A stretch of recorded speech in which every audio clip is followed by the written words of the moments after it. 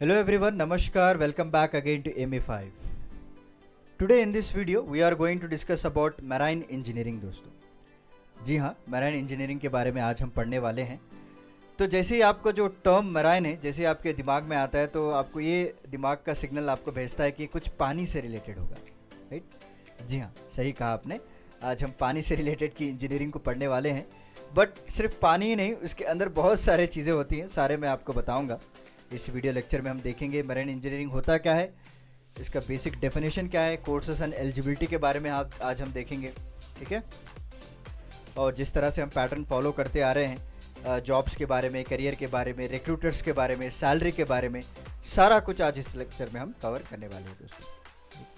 तो चलिए आगे बढ़ते हैं। तो आगे बढ़ने से पहले एक छोटी सी रिक्वेस्ट है कि आप हमारे चैनल को लाइक, शेयर और सब्सक्राइब कीजिएगा और नोटिफिकेशन बेल आइकॉन को ऑन कर लीजिए दोस्तों, क्योंकि मेरे द्वारा और हमारे जो दूसरे एजुकेटर्स हैं चैनल में जो कि बढ़िया वीडियोस आपके लिए लेकर आते हैं टाइम टू टाइम, तो उनके वीडियोस भेजे आपको मिल जाएंगे जब आप नोटिफिकेशन ऑन कर लेंगे दोस्तों, जैसे ही वो लाइव हो जाते हैं। ठीक है, चलिए शुरू करते हैं। देखिए बेसिकली अगर मैराइन इंजीनियरिंग की बात करें तो ये डील करता है डिज़ाइन से, कंस्ट्रक्शन से, ऑपरेशन से, मेंटेनेंस से। किसका यहाँ पे सवाल है, ये शिप फंक्शन से डील करता है दोस्तों। कि शिप का जो डिज़ाइन है, उसका कंस्ट्रक्शन है, उसका ऑपरेशन है, उसको मेंटेन करना हो, राइट? या फिर उसके अलावा कई सारे है अभी, जैसे स्टीयरिंग हो गया, एंकरिंग हो गया, कार्गो हैंडलिंग हो गया, वेंटिलेशन, एयर कंडीशन, बहुत सारे चीज़ें होती हैं एक शिप को तैयार करने के पीछे। तो सारा कुछ ये मैराइन इंजीनियरिंग ही डील करता है दोस्तों। इसकी जो टेक्नोलॉजी होती है, इसके जो टेक्निक्स होते हैं ताकि हम इसको मेंटेन कर पाएँ, क्योंकि आपने कई दफ़ा देखा होगा मूवीज़ में हो गया या फिर रियलिटी में भी, क्रूज शिप्स होते हैं, राइट? हार्बर्स होते हैं जो बड़े बड़े एक्सपोर्ट और इंपोर्ट करने वाले शिप्स होते हैं, तो उनको भी मेंटेन किया जाता है, तभी जाकर तो वो लोग गुड्स एक देश से लेकर दूसरे देश तक पहुंचाते हैं, चाहे वो गुड्स हो, चाहे वो पैसेंजर्स हो, कुछ भी हो, राइट? अगर किसी की चीज़ को मेंटेनेंस ना हो ना तो वो चीज़ ख़राब हो जाती है। अगर उसका डिज़ाइन प्रॉपर ना हो, अगर उसका कंस्ट्रक्शन ही ठीक ना हो, तो चीज़ को इन्वेंट करना ही बेकार चीज़ है। तो इन सारी चीज़ों को क्लब करके उसको मेंटेन करने के लिए इस मैराइन इंजीनियरिंग के सब्जेक्ट को डेवलप किया गया है, ठीक है? चलिए मैं आपको एक छोटा सा एक अभी ऑफिशियल डेफिनेशन बता देता हूँ, टेक्स्ट बुक डेफिनेशन।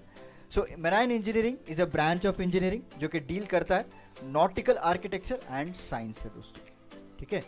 किस तरह से आप शिप को डिज़ाइन कर रहे हैं, उसके टेल विंड हो गया, नोज टिप हो गया, किस तरह से आप उसको डिज़ाइन कर रहे हैं, उसका कंस्ट्रक्शन, उसका इंस्टॉलेशन, इंटीरियर जो ऑपरेशंस होते हैं उसका, राइट? अगर शिप मशीनरी है उसको रिपेयर करना हो तो उसके बारे में, तो सारा कुछ जो है ये मैराइन इंजीनियरिंग ही डील कर सकता है दोस्तों, right? So how to become a marine engineering, मतलब कोर्सेस एंड ड्यूरेशन की मैं आपको बात कर रहा हूँ, ठीक है? पहली बात कि आपको तो 10+12 पास करना पड़ेगा दोस्तों विथ गुड परसेंटेज, मिनिमम 50% आपको होना चाहिए। उसके बाद आप एलिजिबल हो जाते हैं डिप्लोमा कोर्सेज के लिए, ठीक है? चाहे आप 3 साल का डिप्लोमा कर सकते हैं या फिर आप 12th के बाद एग्ज़ाम लिख के अंडर ग्रेजुएट कोर्सेज भी कर सकते हैं दोस्तों। और उसके बाद जो है आपको अगर जाना चाहते हैं पोस्ट ग्रेजुएट कोर्सेज, तो गेट का एग्ज़ाम होता है, तो उसको लिख के वहाँ पे भी आप एंट्री कर सकते हैं। जी हाँ दोस्तों, 3 साल का एक डिप्लोमा प्रोग्राम होता है मैराइन इंजीनियरिंग में।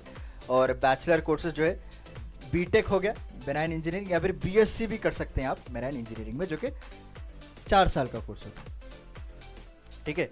और उसके बाद 2 साल का ड्यूरेशन ऑब्वियसली एमटेक होता है मैरीन इंजीनियरिंग में। और यहाँ पे स्पेशलाइजेशन के बारे में अभी बात करते हैं कि क्या स्पेशलाइजेशंस होते हैं, कहाँ पे आप अपने सब्जेक्ट को एक्सपर्टाइज कर सकते हैं दोस्तों, कहाँ आप अपने आप को स्किल्ड बना सकते हैं। तो पहली बात यहाँ पे मैरीटाइम कॉमर्स हो गया दोस्तों। इसका मैराइन रेफ्रिजरेशन में आप अच्छा पकड़ रख सकते हैं, क्योंकि ये जो सब्जेक्ट है रेफ्रिजरेशन का, सिर्फ मैराइन में ही नहीं बल्कि जो दूसरे सेक्टर्स होते हैं, एसी, कंडीशनरिंग, एयर कंडीशनरिंग में, ओके, थर्मल इंजीनियरिंग में भी आपको काम आता है। क्योंकि जितने भी कंट्रीज है बाहर, जो ख़ास तौर पे मिडिल ईस्ट कंट्रीज जहाँ पे टेम्परेचर बहुत ही ज़्यादा होता है, तो वो लोग जो है उनके पास कई सारे ऐसे जॉब अपॉर्चुनिटीज़ हैं जो AC, thermal refrigeration, thermal engineering के रिलेटेड होता है, ओके? तो यहाँ पे आपको 1+1 ऑफर भी आप समझ सकते हैं, या फिर common command and control system हो गया, वेपनरी, वेपन सिस्टम्स में आप जा सकते हैं, या फिर आप नेविगेशन सिस्टम एंड इक्विपमेंट में भी आप एंट्री ले सकते हैं दोस्तों, राइट? या फिर आप autonomous under water vehicle research में भी आप काम कर सकते हैं, ठीक है? तो रही बात अभी एडमिशन्स की। देखिए एडमिशन्स अगर इंजीनियरिंग सेक्टर में जाना है तो ऑब्वियसली सबके एंट्रेंस एग्ज़ाम सेम ही होते हैं, बस स्ट्रीम अलग अलग होती है दोस्तों, बस उतना ही।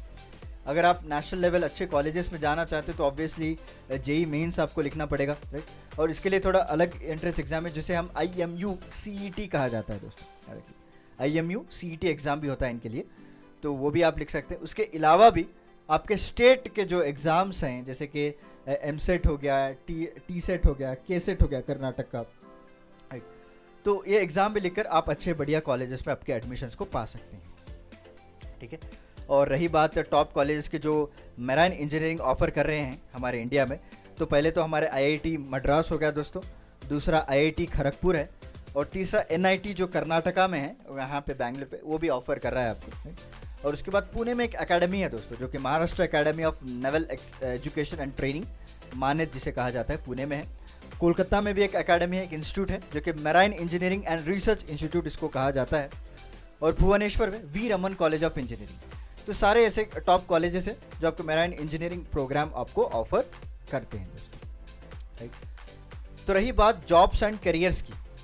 देखिए जॉब ऑफ मैरीन इंजीनियरिंग आपको लग रहा होगा डेफिनेशन सुन के कि इनका सिर्फ कंस्ट्रक्शन हो या फिर मेंटेनेंस हो उसी तक सीमित होगा, नहीं दोस्तों। उसके अलावा भी कई सारे ऐसे होते हैं। टाइम टू टाइम आपको प्रोजेक्ट मैनेजमेंट के रिस्पॉन्सिबिलिटीज़ दी जाती है, कंट्रोल रिस्पॉन्सिबिलिटीज़ आपके हाथ में होना चाहिए, आपको वो भी आइडिया होना चाहिए, राइट।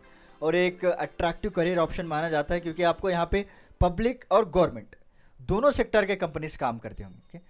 आपने देखा होगा कई सारे ऐसे गवर्नमेंट कंपनीज हैं जो आपको मैराइन इंजीनियरिंग के टाइम टू टाइम पोस्टिंग भी निकालते रहते हैं, राइट।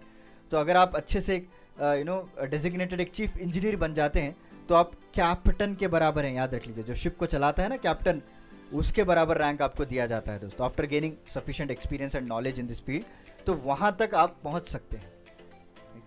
तो क्या क्या जॉब प्रोफाइल्स हैं, देखिए। आप ट्रेनी मैराइन इंजीनियरिंग, उसके बाद जूनियर मैराइन इंजीनियरिंग में जा सकते हैं या फिर सेल्स इंजीनियर्स में जा सकते हैं, ओके। स्ट्रक्चरल इंजीनियरिंग हो गया, सबमरीन डिज़ाइनर हो गया, या फिर असिस्टेंट इंजीनियर हो गया। ये सारे जो है आपके जॉब प्रोफाइल्स हैं जहाँ पे आप अपना काम कर सकते हैं दोस्तों, ठीक है। उसके बाद रही बात रिक्रूटर्स की, तो ऐसे बड़े बड़े कंपनीज हैं जो मैराइन इंजीनियर्स को रिक्रूट करते हैं, जैसे कि SMEC ऑटोमेशन प्राइवेट लिमिटेड या फिर अमेरिकन क्रूज लाइन्स हो गया। क्योंकि not only in India, abroad में भी बहुत सारे, इनफैक्ट इंडिया से ज़्यादा तो आपको अब्रॉड में बहुत सारे चांसेस मिलेंगे जब आप सक्सेसफुली इस कोर्स को कंप्लीट कर लेंगे दोस्तों, ठीक है।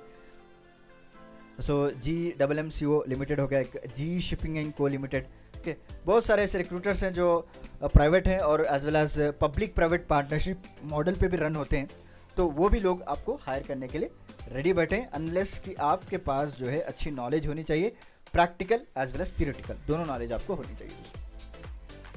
तो again last but not the least, salary की बात करें दोस्तों, तो यहाँ पे आपको अच्छी सैलरी पैकेज दिया जा रहा है, क्योंकि अगर आप देखेंगे इसका पर एनम तो 6 लाख से लेकर 9 लाख पर एनम तक जाएगा दोस्तों।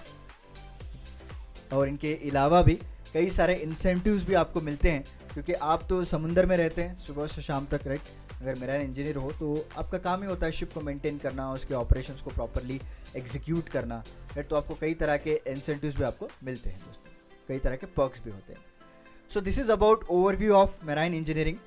उम्मीद है आपको एक छोटा सा आइडिया लगा होगा कि किस तरह से है, क्या क्या इसके रिक्रूटर्स हैं, क्या क्या सैलरी रहेगी, किस तरह से आप इसको परस्यू कर सकते हैं, सारा कुछ मैंने आपको बता दिया है। तो चलिए मिलता हूँ मैं आपको अगले लेक्चर के साथ कुछ इंटरेस्टिंग टॉपिक के साथ। तब तक के लिए धन्यवाद दोस्तों, टेक केयर।